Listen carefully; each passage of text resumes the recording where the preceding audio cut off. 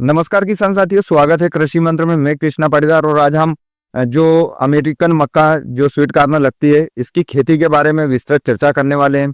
आप किस तरीके से इसका बहुत अच्छे से मैनेजमेंट करके आपके यहाँ उत्पादन को बढ़ा सकते हैं, इसकी हम विशेष चर्चा करेंगे। तो वीडियो में आगे बढ़ने से पहले चैनल को सब्सक्राइब कर लीजिए, बेल आइकन पर क्लिक कीजिए ताकि खेती से जुड़ी जानकारी आपको मिलती रहे। किसान साथियों, ये जैसा कि जो स्वीट कॉर्न है या जिसको अमेरिकन मक्का बोलते हैं, यह आजकल बहुत ज़्यादा लगने वाली फसल हो गई क्योंकि इसमें अच्छा उत्पादन भी मिलता है, साथ ही साथ आपको इसमें मुनाफा भी अधिक होता है। लेकिन इसमें कुछ समस्याएं आती है जो कि आपके यहाँ आपको उत्पादन कम कर देती है, या फिर कुछ मैनेजमेंट ऐसा है जिसको आप अच्छे से करके आपके यहाँ उत्पादन बढ़ा सकते हैं। तो हम शुरुआत करते हैं। सबसे पहले आप एक तो अच्छी वेराइटी का चयन कीजिए। वेराइटी की यदि हम बात कर रहे हैं तो बहुत सारी वेराइटी सर्टिफाइड जो अच्छी कंपनियां हैं उनके सीड आपको स्वीट कॉर्न के अवेलेबल होते हैं मार्केट में। लेकिन मुख्यतः जो वेराइटी है उसकी यदि बात की जाए तो नागू सीड्स की आपकी मिठास सबसे अच्छी वेराइटी है स्वीट कॉर्न की। आप इसका उपयोग कीजिए अपने सीड के लिए। तो सीड का जैसे ही चयन हो गया, आपने बीज लगा दिया, अंकुरन के 15 से 20 रोज के अंदर आपको पहला स्प्रे करना है इसमें, जो कि शुरुआती अवस्था में आपके यहाँ नॉर्मली पत्ते खाने वाली इल्ली आती है, इसके लिए साथ ही साथ इसमें अच्छी ग्रोथ के लिए करना है। तो इसके लिए आप उपयोग कीजिए जो इमामेक्टिन बेंजोएट 5% एसजी फार्मुलेशन में आता है, इसकी आप 100 ग्राम मात्रा लीजिए। साथ ही साथ इसके साथ आप मिक्स कीजिए एक एनपीके ग्रेड, जैसे आप एक समान एनपीके 19-19-19 या फिर एनपीके 25-10-10 की 1 किलोग्राम मात्रा लीजिए।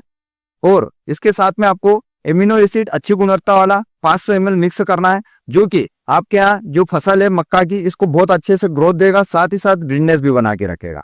किसान साथियों, मक्का की फसल में जब आप दूसरा स्प्रे की हम बात करते हैं तो दूसरा स्प्रे करने जब भी आप जा रहे हैं तो वो आपको करना है नी स्टेज पर। नी स्टेज की हम बात करते हैं घुटने वाली अवस्था पर, जब आपके यहाँ मक्का की हाइट घुटने बराबर हो जाए उस अवस्था पर आपको दूसरा स्प्रे करना है।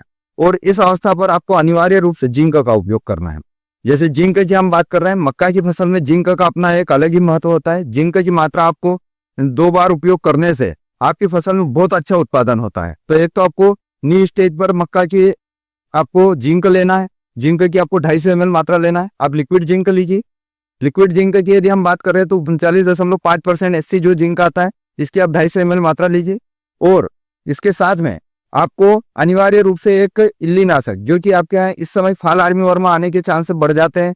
जैसे आपके यहाँ आप देखेंगे मक्का की फसल का एक जो मुख्य कीट होता है वो होता है फाल आर्मी वर्म, जो आपके मक्का का कोन रहता है उसके अंदर बैठा रहता है, पत्तों में छिद्र कर देता है और अंदर मल भी इकट्ठा कर देता है। आपको बहुत ज्यादा अटैक होने पर आपके यहाँ ये सिम्टम्स स्पष्ट दिखाई देते, क्योंकि बहुत मुख्य कीट है। इसके नियंत्रण के लिए आपको जो नोवाल्यूरान प्लस इमामेक्टिन बेंजोएट का कॉम्बिनेशन आता है, जो आपको अलग अलग कंपनियों का अलग अलग नाम से मिल जाएगा। आप विशेषता यदि लेना चाहते हैं तो अदामा इंडिया लिमिटेड का आपको 12 जैन नाम से मिलेगा।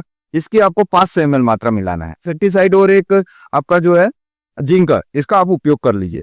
यदि आप लंबे समय तक इस कीट पर नियंत्रण लेना है या फिर आप इल्ली पर अच्छा नियंत्रण चाहते हैं तो आप इस समय जो क्लोरेंट्रानिलिप्रोल 0.4% जीआर आता है, इसकी 4 किलोग्राम मात्रा प्रति एकड़ आपका जो मक्का का कोन रहता है इसके अंदर आप डलवा सकते हैं। इसके 2-2, 4-4 दाने आपको मक्का के कोन में डलवाना है। यह आपके यहाँ लंबे समय तक फाल आर्मी वर्म पर नियंत्रण प्रदान करेगा। तो ये आपका दूसरा स्प्रे हो जाएगा, या फिर हम कह सकते हैं कि इस समय आपका कीट नियंत्रण हो जाएगा। इसके बाद में जो तीसरी जो मुख्य अवस्था आती है मक्का की, वो आपकी जो मुख्य अवस्था है वो है आपकी टेस्लिंग अवस्था, जो हम बोलते हैं चवर निकल आती है। जब आपके यहाँ टेसल्स निकल आते हैं उस अवस्था पर आपको एक बार फिर से अनिवार्य रूप से एक तो जिंक का उपयोग करना है। जैसे कि आप इस समय यदि स्प्रे कर सकते हैं तो स्प्रे कीजिए, यदि आपके यहाँ ड्रिप लगी हुई है तो कोशिश कीजिए आप ड्रिप से दीजिए। आपको इस समय ड्रिप से सल्फर और यूरिया की मात्रा अनिवार्य रूप से चलाना है। तो हम सल्फर की जब बात करते हैं तो सल्फर इस समय आप बहुत सारे लिक्विड फॉर्म में भी सल्फर आते हैं, आप उसका उपयोग कर सकते हैं। जो 55% एससी आता है, इसकी आप 1 लीटर मात्रा प्रति एकड़ उपयोग कर सकते हैं। या फिर सल्फर जो आपका WDG फॉर्म में आता है 80%, इसका भी आप उपयोग कर सकते हैं। दोनों में से कोई सा भी एक सल्फर लेना है। साथ ही साथ यूरिया की आपको 10 किलोग्राम मात्रा प्रति एकड़ उपयोग करना है।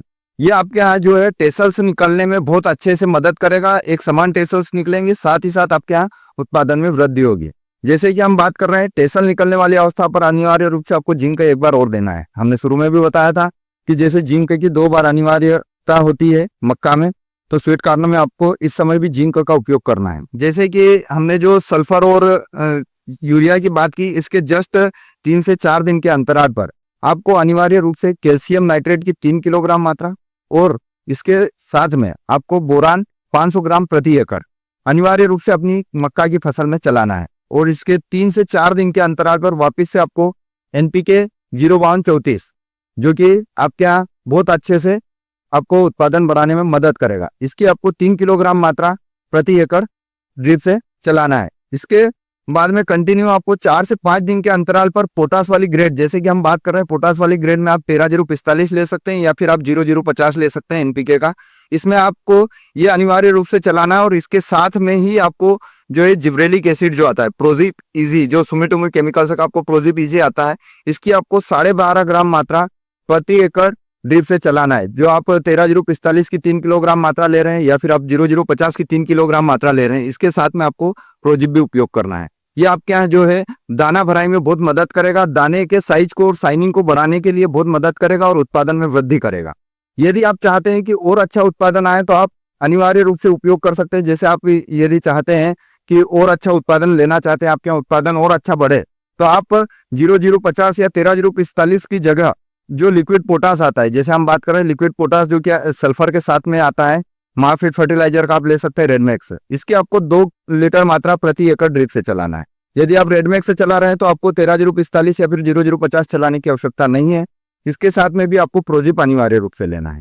तो यह यदि आप चलाएंगे तो आपके यहाँ जो प्रोडक्शन है बहुत अच्छे से बढ़ेगा। आपका जो अमेरिकन मक्का है तो अच्छा उत्पादन मिलेगा, साथ ही साथ आपकी जो मक्का है उसमें आपको गुणवत्ता भी बहुत अच्छी मिलेगी। किसान साथियों, जैसा कि हम बात कर रहे हैं, यदि आप ड्रिप से पोटास वाली ग्रेड नहीं दे पा रहे हैं, जिन लोगों के पास ड्रिप की व्यवस्था नहीं है, वो लोग स्प्रे में इस समय यदि पोटास वाली ग्रेड देना चाहते हैं तो आप एनपीके 6543 इसकी 1 किलोग्राम मात्रा या फिर आप एनपीके 0050 जो आता है या एनपीके 13-045 आता है, इनमें से किसी एक ग्रेड का उपयोग आप स्प्रे में कर सकते हैं यदि आप स्प्रे करना चाहते हैं लास्ट वाली स्टेज में। तो यदि आप ड्रिप से नहीं दे पा रहे हैं तो आप इस तरीके से इसका स्प्रे में उपयोग कर सकते हैं।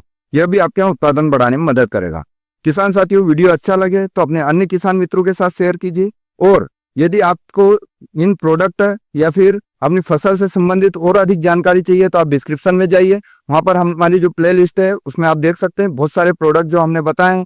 इन प्रोडक्ट के बारे में आपको विस्तृत जानकारी मिल जाएगी। साथ ही साथ आपको जो मक्का है इसमें और अधिक जो क्या उत्पाद उपयोग कर सकते हैं उनके बारे में भी जानकारी मिल जाएगी। धन्यवाद।